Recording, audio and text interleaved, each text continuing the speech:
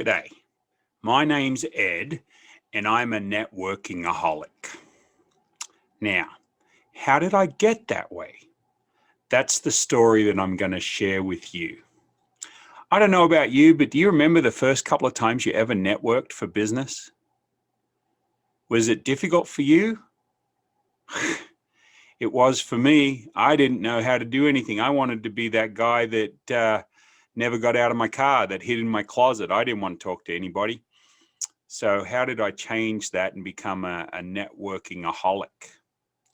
How did I go from not knowing how to meet somebody and how to network with them to building networks all over the globe? It's actually pretty simple. And what I'm going to share with you over a course of a few short videos is some ideas that might help you if you are or were or are where I was. So what can we do to be better, more effective, more efficient, more productive networking individuals? Whether we are networking in person or whether we are networking through social media or whether we are networking through Zoom or some other platform like that, how do we get the most out of it and how do we quantify it? Well, as you can see, like right above me, I like this quote. My golden rule of networking is simple. Don't keep score, by Harvey Mackay. What's that mean?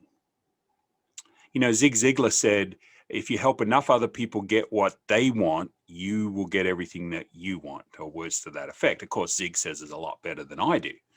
But think about that. When we network, you know, you've been in those positions where some guy or gal's walked up to you at a chamber event or a networking event and BNI group or something like that, and they're getting their cards out as quick as they possibly can. You know, I used to feel bad about them doing that. And then I realized that, you know what? They don't know any better. So don't look down on them when they do that. Don't think less of them. What they're going to learn, just like the rest of us learned, that that's not the way to network. But you have to admire the people that do that and are persistent, because I bet you they close a few deals.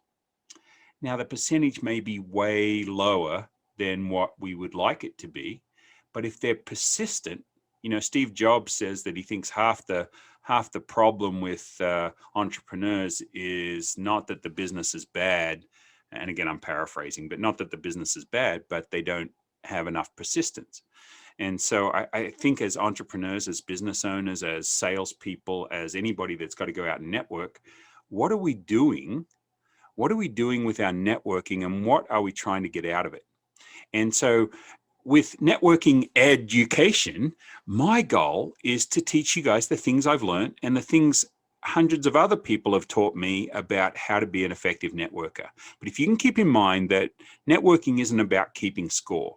Networking is about focusing on the other person and seeing how you can help them. Not only how you can connect people to people, but how can you connect people to ideas? How can you connect people to opportunities?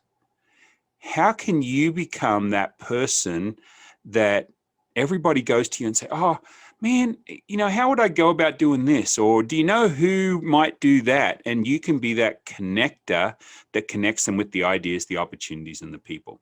And if that's interesting to you, if you want to learn how to be a net worker and not a net sitter or a net eater or a net stand in the corner with your other buddies from the job, and you want to actually be an active, participating networker that brings value to the people that are around you, which was my goal.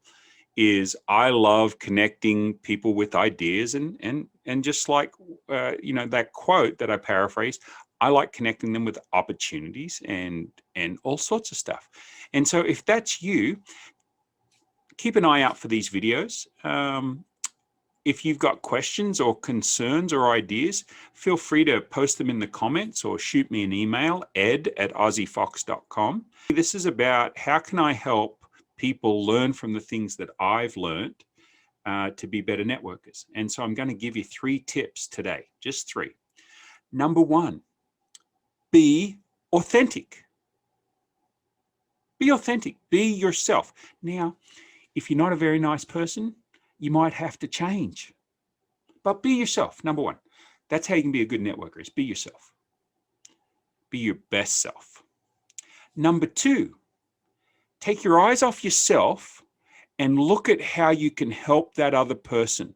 One of the biggest struggles I had when I first started networking was I wasn't really listening to what people were saying. I was just rehearsing what I was going to say to them when they shut up. And so how is that helpful? That's terrible networking. I was horrible. Don't be horrible. This ain't rocket science. Okay, I'm a 9th grade high school dropout. If I can, and I'm an Australian, if I can figure this crap out, you can too. And I'm going to help. So where were we? Math. See, that's where the 9th grade. Number 3, like be authentic, listen, right? Don't just wait for them to shut up, but listen to what they're saying and figure out how you can help them. And then tip number 3 is, well, I got so many, but I think the number 3 tip is be persistent at your networking. You have to figure out the best places to network. Some are going to work out for you and some aren't. Some you're going to hit it off with and some you're not. That's okay. Zoom has been super productive for me to do networking meetings. I've gotten to meet people all around the world that I would have not gotten to meet if it wasn't for Zoom or whatever video platform you choose to do your video conferencing on. So those are my 3 tips for today, and I'll like put them over here somewhere so you can see them. Anyway, that's Ed with Networking Education. Have a great day.